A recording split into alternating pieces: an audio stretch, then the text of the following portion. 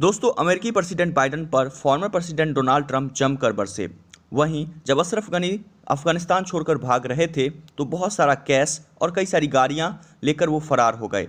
आखिरकार वो कितना सारा कैश वो लेकर अफगानिस्तान छोड़कर भागे थे, इन सभी चीज़ों को इस वीडियो में हम कवर करेंगे। तो दोस्तों, इस वीडियो को शुरू से अंत तक देखें।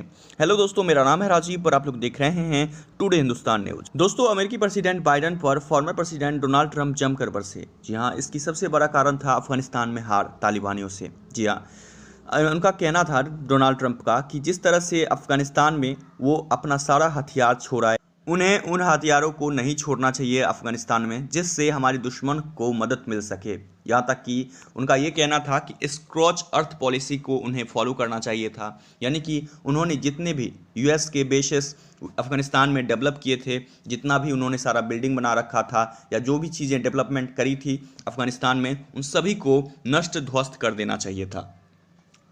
बात कर ली जाए तो यहाँ तक कि अपने हथियार भी जो कि वहाँ छोड़ आए हैं, वो सारा हथियार भी या तो वहाँ से उन्हें ले आना चाहिए था या तो उन्हें नष्ट कर देना चाहिए था, जिससे दुश्मन को किसी भी तरह का मदद ना मिल सके, किसी भी तरह का इन्वेलप ना हो सके। वहीं अमेरिकी लोगों का भी बाइडेन सरकार पर गुस्सा तब फूट पड़ा जब अमेरिकी लोगों ने देखा कि उनके ही टैक्स पेयर के पैसे से जो हथियार और यहाँ तक कि नाइट विजन कैमरेज और बहुत सारे अमेरिकी फोर्सेस के इक्विपमेंट्स यूज़ करने लगे।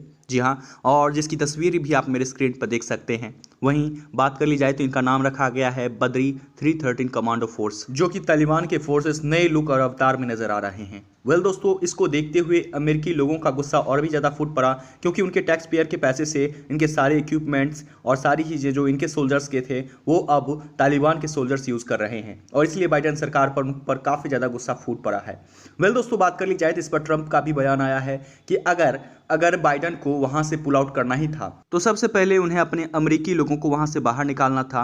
उसके बाद जितने भी इंफ्रास्ट्रक्चर्स वहां पर डेवलप किए थे या यूएस बेसिस जहां पर बना के रखे थे अफगानिस्तान में, उन सभी को नष्ट और ध्वस्त कर देना चाहिए था। यहाँ तक कि हथियार भी जो वहां छोड़ के चले आए, या तो उसको ध्वस्त कर देना चाहिए था, नष्ट कर देना चाहिए था, नहीं तो लेके चले आ जाना चाहिए था। ये सारी चीज़ें करनी चाहिए थी। ये सारी चीज़ें उन्होंने कहा, और साथ ही उन्होंने ये भी कहा कि उन्हें स्क्रॉच अर्थ पॉलिसी को फॉलो करना चाहिए था। दोस्तों, आपको बता दें कि 1977 में जेनेवा कन्वेंशन में, जी हाँ, स्कॉच अर्थ पॉलिसी को वैसे बैन कर दिया गया था। कारण ये होता है कि जब स्कॉच अर्थ पॉलिसी का यूज़ किया जाता है तो उसमें क्या होता है कि जहाँ दुश्मनों को इम्पैक्ट डालता है वहीं आम लोगों के जीवन को भी बहुत ज़्यादा प्रभावित करता है। यहाँ तक कि जब नष्ट ध्वस्त किया जाता है वहाँ के इंफ्रास्ट्रक्चर्स को, वहाँ में जो भी डेवलपमेंट होते हैं किसी और कंट्री के द्वारा किसी और कंट्री में, तो उस कंट्री में जितने भी डेवलपमेंट उस कंट्री के द्वारा किए गए हैं उस सभी को डिस्ट्रॉय कर दिया जाता है, जिससे दुश्मनों को किसी भी तरह का फ़ायदा ना मिल सके उनके द्वारा किए गए डेवलपमेंट से। दोस्तों, बिल्कुल उसी तरह से अमेरिका ने जो भी डेवलपमेंट अफगानिस्तान में किए थे, पानी, बिजली, बहुत सारी बिल्डिंग्स बनाई थी, अपने बेसिस तैयार किए थे, वहीं आसपास के रीजन में बहुत सारे लोकल लोग भी रहते हैं। भले ही यूएस बेस से थोड़ा सा दूर रहते हैं, लेकिन आसपास के रीजन में तो बहुत सारे आम लोग भी रहते हैं। जैसे ही उन सारी बिल्डिंग्स को तबाह करता, वहीं के जितने भी इंफ्रास्ट्रक्चर है, पानी, बिजली, सारा सिस्टम ठप पड़ जाता, और आम लोग जो हैं वो काफ़ी ज़्यादा और भी त्राहिमाम करते, क्योंकि वो ऑलरेडी तालिबान से परेशान हैं और वहीं अब अपने निजी जीवन से परेशान होते कि पानी बिजली की कोई सुविधा नहीं, लोग आम जीवन में कैसे वहाँ गुजर बसर करते, बहुत सारी परेशानियाँ आ जाती। और इसीलिए शायद बाइडेन सरकार ने वहाँ पर इन सारे इंफ्रास्ट्रक्चर्स को ऐसे ही छोड़ दिया।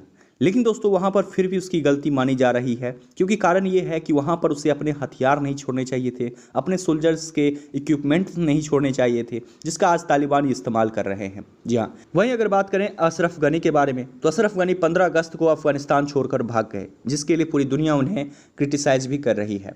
इन दिनों अफगानिस्तान के प्रेसिडेंट के पद पर अमरुल्ला सालेह खुद को प्रेसिडेंट घोषित कर चुके हैं। अब अमरुल्ला सालेह कौन है? तो दोस्तों, आपको जानकारी के लिए बता दें कि जब अशरफ गनी पावर में थे, प्रेसिडेंट थे अफगानिस्तान के, तो उस वक्त वाइस प्रेसिडेंट के पद पर अमरुल्ला सालेह पदस्थापित थे। वहीं जब अशरफ गनी देश छोड़कर भाग गए तो उसके बाद अमरुल्ला सालेह ने कहा कि अफगानिस्तान के संविधान में लिखा है कि अगर किसी कारण से प्रेसिडेंट अगर देश से एग्जाइल करता है तो ऐसे में जो वाइस प्रेसिडेंट होता है वो प्रेसिडेंसी संभाल सकता है और खुद को प्रेसिडेंट भी घोषित कर सकता है। दोस्तों, बात कर ली जाए तो ऐसी सिचुएशंस में अब अमरुल्ला सालेह ने खुद को अफगानिस्तान का न्यू प्रेसिडेंट डिक्लेयर कर दिया है। वहीं अगर बात कर ली जाए तो आपको बता दें कि अफगानिस्तान छोड़ते वक्त अशरफ गनी तकरीबन $169 मिलियन, जी हाँ $169 मिलियन और कई 4 कार्स और एक हेलीकॉप्टर के साथ वो फरार हो गए और उन्होंने अफगानिस्तान छोड़ दिया। फिलहाल वो यूएई में, जी हाँ यूएई यानी कि यूनाइटेड अरब एमिरेट्स में, वहाँ पर जाकर उन्होंने शरण ली है अपनी फैमिली के साथ। वहीं दूसरी तरफ अफगानिस्तान में अमरुल्लाह साले नए प्रेसिडेंट के तौर पर जमे हुए हैं और उन्होंने नॉर्दर्न अलायंस, जी हाँ, जो कि एक तरह का ग्रुप है जो कि तालिबान को डिफेंड कर रहा है इन दिनों और तालिबान को हराने की बखूबी काबिलियत रखता है नॉर्दर्न अलायंस, उनके साथ एलाइज होकर, जी हाँ, अमरुल्लाह साले एक ऐसी आर्मी तैयार कर रहे हैं जो कि तालिबान को हरा सके।